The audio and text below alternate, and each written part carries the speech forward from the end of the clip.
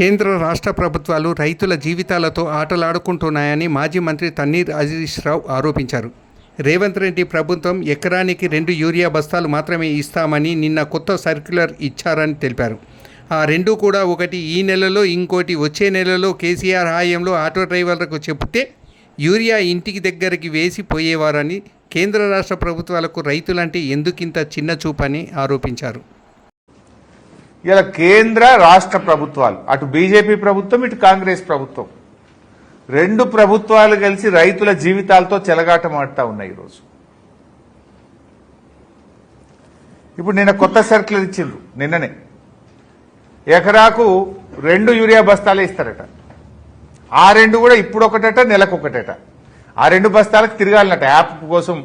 నిన్న మా ఎంపీపీ శ్రీకాంత్ రెడ్డి చెప్తుండు, ఆయనకు యూరియా బుక్ చేసుకోవాలంటే యాప్ మీద వాళ్ళ బాపో దిక్కు, అమ్మో దిక్కు, కొడుకో దిక్కు, ఆయనో దిక్కు, 4 ఫోన్లు పట్టుకొని 3 గంటలు కొట్టంగా 2 బస్తాలు దొరికినాయట.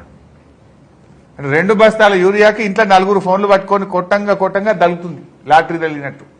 అది 2 బస్తాలు. అంటే ఇవాళ ఎకరాకు 2 బస్తాలే యూరియా ఇస్తామంటే ఏంది? కేంద్ర రాష్ట్ర ప్రభుత్వాలు రైతులంటే ఎందుకు ఇంత చిన్న చూపు? ఇవాళ ఇంతమంది ఎంపీలను గెలిపించి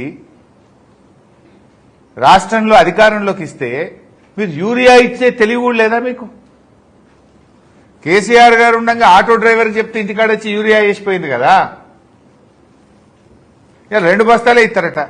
మా చిన్నకోడూరు మండలం మొత్తం మిర్చి పండుతుంది, కొంత నంగనూరులో కూడా మిర్చి పండుతుంది. రాష్ట్రంలో అనేక చోట్ల మిర్చి వేస్తారు. వరంగల్ కానీ, ఖమ్మంలో కానీ చాలా జిల్లాల్లో వేస్తారు. మిర్చి రైతులు ఎకరానికి 6 బస్తాల యూరియా వాడతారు, 5-6 బస్తాల యూరియా వాడతారు. నువ్వు 2 సంచులు ఇస్తే మరి మిగతా 4 సంచులకి అడిగి పోవాలి.